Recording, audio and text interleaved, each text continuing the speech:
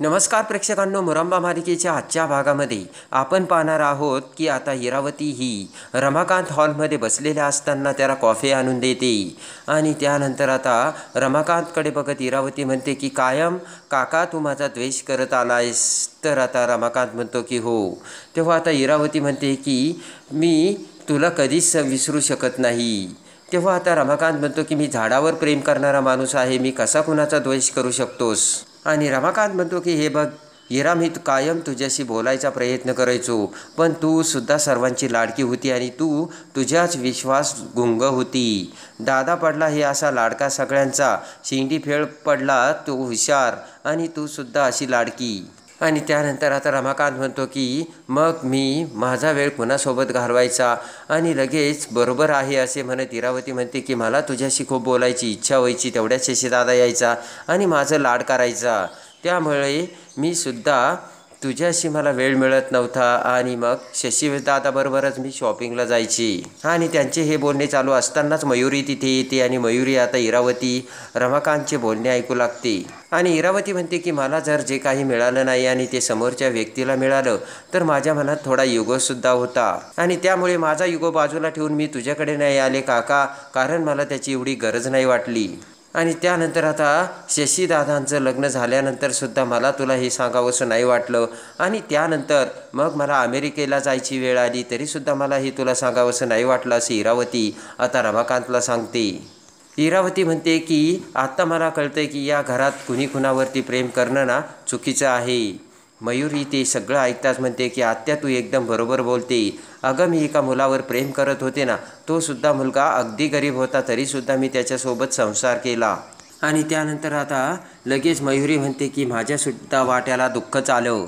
तेव्हा आता रमाकांतकडे बघत इरावती विचार करते आणि म्हणते की एक नंबरचा खोटारडा आहेस तू आणि तुम्ही सगळ्यांनी मला खूप त्रास दिला. असंच एक एक करून मी सगळ्यांच्या मनातलं प्रेम काढून घेणार आहे. आणि तुझा जो लाडका आहे ना अक्षय आणि रमा, त्यालासुद्धा मी कायमचं वेगळं केलं आहे असे आता इरावती विचार करते. तर रमाकांत आता इरावतीकडे बघत इरावतीला हाक मारून इरावतीला भानावर आणतो. आणि तेवढ्यात आता इरावती भानावर येत म्हणते की माझंसुद्धा चुकलंच रमा. आणि पुन्हा आता इरावती म्हणते की दादा.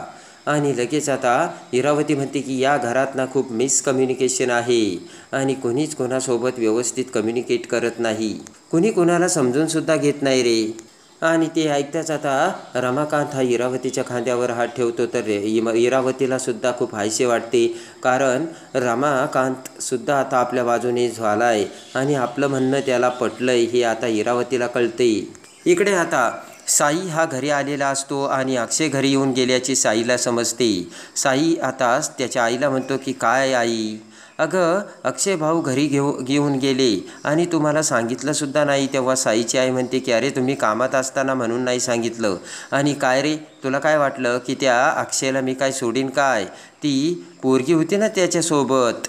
आणि साईची आई म्हणते की कसला माणूस आहे तो, स्वतःच्या बायकोला ओळखत नाही ना, तो कसला आलाय नवरा.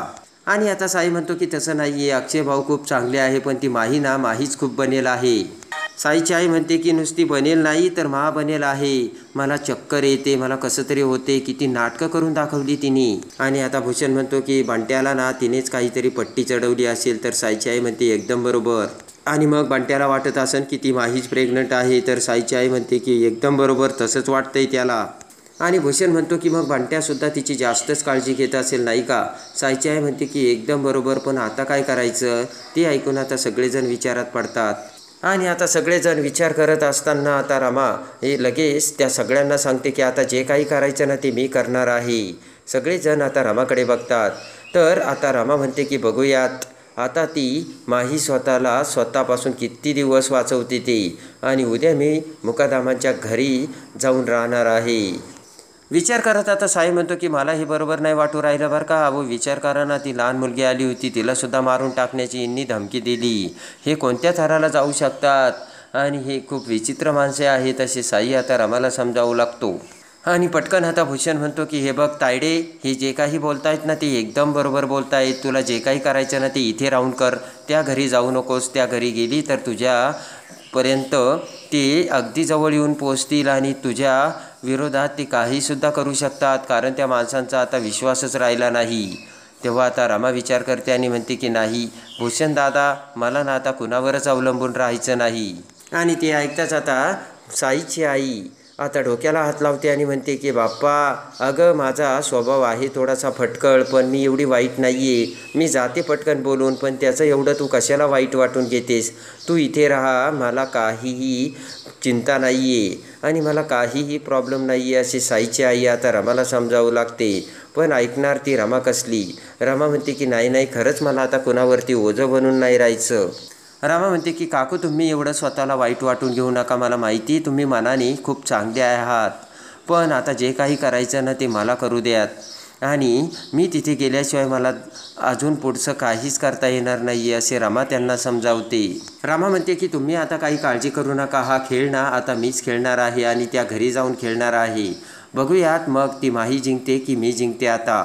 आणि इकडे आता मुकादमाच्या घरी अक्षय आता कामावर जाण्यासाठी सकाळी त्याचे आवरत असतो आणि तेवढ्यात आता माही तिथे येते आणि पटकन अक्षयच्या हातावरती आता टिफिनचा डबा टेकवत म्हणते की हे घ्या, तुमचा डबा घ्या. आणि पटकन आता माही कपाट उघडते आणि कपाटातून आता माही अक्षयचा प्लेजर बाहेर काढते आणि तो अक्षयला देते आणि म्हणते की हे घ्या. अक्षय आता माहीचं एवढं फटाफट काय चाललंय याकडे फक्त बघतच राहतो. आणि रमाने आता अक्षयला पॉकेट आणि रुमालसुद्धा दिलेलं असतं आणि रमा म्हणते की आता जा. आता ते सगळं बघून आता अक्षयला विचित्र वाटतं, तर माही म्हणते की जा ना आता. तर अक्षय म्हणतो हे काय चाललं आहे तुझं? तेव्हा आता माही म्हणते की मला काही आणायचं जर असलं तर मी तुम्हाला लगेच फोन करू शकते ना. मग अक्षय म्हणतो की मग तू मला अशी लवकर काढून का देते? माही म्हणते की असं काय करते, तुम्ही लवकर जा. लवकर जर गेला ना तुम्ही लवकर पुन्हा घरी येताल ना. अक्षय म्हणतो की अगं रमा, तू तसं असं का करतेस? अगं मी जर लवकर गेलो तर लवकर येऊ शकते असं का म्हणतेस तू? मी तसाही लवकर येऊ शकते आणि एक काम करतो मी ना, आज सुट्टीच घेतो, मी कंपनीतच जात नाही आहे असे म्हणत अक्षय पटकन त्याचा टिफिन आणि त्याचा प्लेजर खाली ठेवतो आणि खाली बसतो. आणि आता अक्षयने ते करताच इकडे माहीला मोठा धक्का बसतो, कारण आता रमा घरी येणार असते आणि माहीला आता रमाने फोन करून सांगितलेला असतो की माही, मी मुकादमांच्या घरी राहायला येते, तेव्हा तू तुझ्या मनाची तयारी करून ठेव आणि मला राहायला जागासुद्धा तयार करून ठेव आणि ती अगदी स्वच्छ. हे सगळे आता रमाचे बोलणे माहीला आठवते आणि त्यामुळे माही आता अक्षयला लवकर घरातून बाहेर काढत असते. पण अक्षय आता तिथेच ठाण मांडून बसलेला असतो. हे सगळं आता माहीच्या डोळ्यासमोर येते. आणि इकडे रमाने माहीला सांगितलेलं असतं की हे बघ, माझी राहायची जागा जर स्वच्छ नसेल ना, सरळ मी घरातून निघून येईल आणि मग तुझं काय होईल ना ते याचा विचार तू कर. आणि ते सगळं आठवून आता माही म्हणते की हे बघा, तुम्ही जा बरं ऑफिसला, मी ना तुम्हाला घरी नाही बसू देणार आणि उगाच तुम्ही ऑफिसच्या कामाचं टेन्शन घेऊन घरी बसू नका, मी तुम्हाला हे असं करू देणार नाही. तेव्हा आता अक्षय म्हणतो की अगं, ऑफिसच्या कामाचं टेन्शन घरी कोण घेतं आहे आणि कसला विचार करतेस रमा तू? आणि अक्षय म्हणतो की हे बघ अगं रमा, तुला ना काही दिवसांनी आता बाळ मोठं होऊ लागता क्षणी तुला कपडेसुद्धा येणार नाहीत, म्हणून तुला कपडे घ्यावा लागतील आणि मला बाळासोबत अशा गप्पाही माराव्या लागतील. ते ऐकून आता माही खुश होत असते. आणि हे बघ अक्षय म्हणतो की आत्तापासूनच मी बाळासोबत गप्पासुद्धा मारायला लागलो. आणि इकडे अक्षय म्हणतो हे बघ, मी बाळासोबत गप्पासुद्धा मारायला सुरुवातही केली. तर आता इकडे माई म्हणते की अहो काय चाललंय तुमचं हे? इकडे आता शशिकांत हा गार्डनमध्ये गप्पा मारत बसलेला असतो आणि शशिकांत हा गप्पा मारत बसलेला असताना तेवढ्यात इरावती नारळाचे पाणी घेऊन तिथे येते आणि शशिकांतला देऊ लागते. तेव्हा आता शशिकांत म्हणतो की नकोय, मला घे तू. तर आता इरावती म्हणते की काय, कसला विचार करतोय आणि वर काय बघतोय? शशिकांत म्हणतो की पावसाची वाट बघत बसलोय. आणि हसतच इरावती म्हणते की काय रे, कसला विचार करतोयस आणि पाऊस काही पडणार नाही, कारण त्यालासुद्धा माहिती आहे की इथे वेगळा माणूस बसलाय. इरावती आता शशिकांतकडे बघते आणि म्हणते की अरे दादा, तू किती बदललास, एकदम रावडी होता तू. इरावती म्हणते की अरे दादा, तुझा दरारा होता, तुझी भीती वाटायची, इथे बसायची तुझी जागा नाहीये. अरे चुटकी वाजवली तर 100 पोरी तुझ्या बाजूला असायच्या आणि दादा तू इथे काय विचार करत बसलाय असा? आणि इरावती म्हणते की असा काय बसलाय, तुझा ना मोठा दरारा होता. तेवढ्यात आता लगेच शशिकांत म्हणतो की होता काय, अजूनही आहे. आणि लगेच आता शशिकांत म्हणतो की वाघच आहे मी आणि किती जरी काही झालं ना, वाघ पंजा मारायचं काही सोडत नाही आणि अजूनही 100 पोरी माझ्या पाठीमागे फिरतील. तर इरावती म्हणते असं का? पण आता जाऊ दे, आता माझ्या बायकोसाठी मला वेळ काढायचा आहे असे शशी बोलतो. आणि इरावती म्हणते की कधी कधी मलासुद्धा भीती वाटते आणि विचार येतो की या दादाने त्या सीमावहिनीसोबत लग्न तरी केलं कसं. तर शशिकांत म्हणतो की म्हणजे. तर इरावती म्हणते की म्हणजे सीमावहिनीसोबत तू कसं काय लग्न केलंस. आणि त्यानंतर आता शशिकांत उठून उभा राहतो आणि म्हणतो कसं लग्न केलं म्हणजे. अगं वडिलांनी जबरदस्तीने लग्न लावलं, मग काय. तेव्हा आता इरावती म्हणते की कधी कधी आपले आईवडील काहीतरी विचार करून अशा काहीतरी गोष्टी करतात. आणि इरावती म्हणते की पण त्या गोष्टी कधी कधी आपल्या फायद्याच्याच असतात. आणि घरच्यांना नाही का, म्हणजे आता सीमावहिनीने त्या माहीला घरामध्ये आणलं आणि मग रमाला बाहेर काढलं होतं. आणि हे सगळं अक्षयचा विचार करून केलं गेलं होतं. अक्षयचा विचार करून त्यांनी हे केलं आणि माझ्या बाबतीतसुद्धा तसंच घडलं. मला तर डायरेक्ट अमेरिकेलाच पाठवलं. आणि त्यानंतर आता इरावती म्हणते की दादा मला एक सांग ना, जर तुझ्यावर सुद्धा अशी डिसिजन घेण्याची वेळ आली तर तू डिसिजन घेऊ शकशील का. मला नाही वाटत, कारण तू आता बदलला आहे. आणि वाघाने जरी शेळी बनायचा प्रयत्न केला तरी वाघ तो वाघ असतो नाही का, असे आता इरावती शशिकांतला सांगते. आणि त्यानंतर आता शशिकांत हसतच इरावतीला म्हणतो की अजूनही मी वाघच आहे.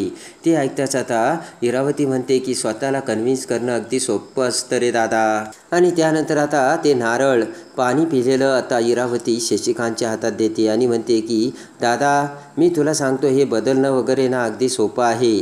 आणि बदलणं म्हणजे काय, दुसऱ्यांसमोर एकदम चांगलं वागायचं, जसं चांगला वागण्याचा प्रयत्न करायचा आणि मुद्दाम सगळ्यांसमोर शेळीसारखं वागण्याचा प्रयत्न करायचा आहे. पण दादा या सगळं करण्यामागे तुझ्यामधला खरा शशिकांत हरवतोय का ते बघ अगोदर.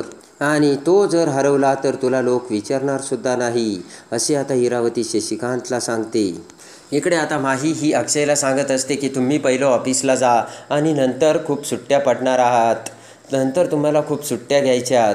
तेव्हा आता अक्षय म्हणतो की अगं ऑफिस आपलंच आहे, मी कधीही सुट्ट्या घेऊ शकतो आणि कधीही तुझ्यासोबत वेळ काढू शकतो. तू मला आत्ता अशी घाईघाईने का घालवतेस रमा, असा प्रश्न आता अक्षय हा रमाला करतो. आणि त्यानंतर आता अक्षय म्हणतो की हे काय करते, मला माझ्या बाळाबरोबर तर बोलू दे. त्यानंतर आता रमा म्हणते की घरी आल्यानंतर बोला. आणि रमा अक्षयला उठवते आणि म्हणते जा बरं तुम्ही ऑफिसला. आणि अक्षय आता रमाकडे बघतो, म्हणजे माहीकडे बघतो आणि त्याची बॅग घेतो. पुन्हा आता माहीकडे बघत अक्षय म्हणतो जाऊ का. तर माही म्हणते की हो जा ना, आणि नंतर घरी आल्यानंतर त्याच्याशी बोला. आणि त्यानंतर आता पुन्हा रमा म्हणजे माही म्हणते की परी तुम्हाला बाय बाय करते बरं का. अक्षय आता माहीकडे बघतो आणि बाहेर निघून जातो. पटकन माही आता दरवाजा बंद करून घेते. माही आता विचार करते की आज ना रमा घरी येणार आहे आणि रमाला जर घरी कोणी बघितलं ना तर उगाच प्रॉब्लेम होईल. तेव्हा मला पटकन रमा आल्यानंतर रमाला गेस्ट हाऊसमध्ये लपवावं लागेल. आणि त्यानंतर माही विचार करते की रमाला या घरी आणून मी काही चूक तर नाही ना केली. इकडे आता रमा ही साईच्या घरी आता निघण्याची तयारी करून बाहेर येते. आणि त्याच वेळेस आता साई आणि साईची आई समोर उभे असतात. साई आता रमाकडे बघतो आणि म्हणतो की रमा मी तुम्हाला तिकडे जायला अडवणार नाही, पण मला तुम्ही एक गोष्ट सांगा ना, तुम्ही तिकडे का आणि कशासाठी जाताय. आणि त्यानंतर आता साई म्हणतो की तिथे गेल्यानंतर तुम्ही चिवडा कधी बनवणार आणि तो विकणार कधी, आणि हे सगळं करायला तुम्हाला तिकडे टाईम तरी मिळणार का. तेव्हा आता रमा म्हणते की साई तुम्ही काहीच काळजी करू नका, मी सगळं काही मॅनेज करील, तुम्ही माझी चिंता सोडा, असे आता रमा साईला समजावते. आणि रमा म्हणते की तसेही भूषणदादा आहेत ना, ते सगळं काही मॅनेज करतील, तेव्हा तुम्ही काही काळजी करू नका. तर साई म्हणतो ठीक आहे, पण जाताना जर काही प्रॉब्लेम झाला तर मला कॉल करा, मी आहे. तेव्हा आता रमा म्हणते की हो नक्की करेन. आणि तेवढ्यात आता भूषण तिथे येत म्हणतो की तायडे चल. आणि लगेच आता रमा ही साईच्या आईकडे बघते आणि साईच्या आईचा हात आपल्या हातात घेत आता रमा म्हणते की काकू आजपर्यंत तुम्ही मला खूप मदत केली, माझ्यामुळे तुम्हाला काही त्रास झाला असेल तर मला माफ करा.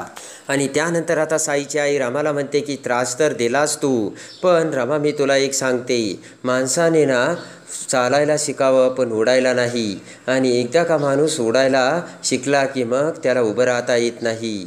आणि साईच्या आईने सगळ्यात भयानक वाक्य आता रमाला सांगून रमाला समजावलेलं असतं.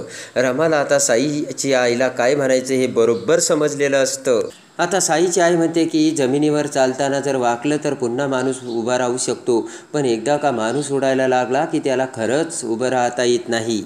तेवढ्यात आता भूषण म्हणतो की चला चला उशीर होतोय. आणि भूषण आता रमाची बॅग उचलतो आणि लगेच आता साईची आई म्हणते की काळजी घे तुझी आणि बाळाची सुद्धा. आणि त्यानंतर साईकडे बघत आता रमा म्हणते की साई येते मी, तुम्ही स्वतःची काळजी घ्या. साईला आता खूप वाईट वाटतं आणि रमा साई आणि साईच्या आईकडे बघत आता घरातून बाहेर पडते. आणि आता साईचे डोळेसुद्धा भरून आलेले असतात.